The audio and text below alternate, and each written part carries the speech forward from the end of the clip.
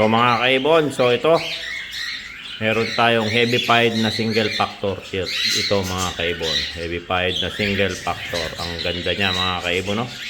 Diba ang ganda niya? Isang heavy pied na single factor. Palo po siya mga kaibon.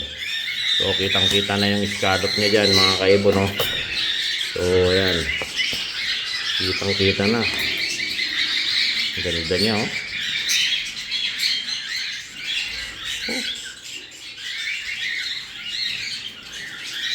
Ayan.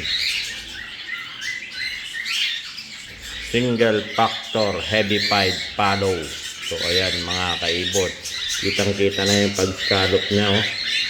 So ayan, heavy pied po siya mga kaibon, single factor. Napakagandang ibon.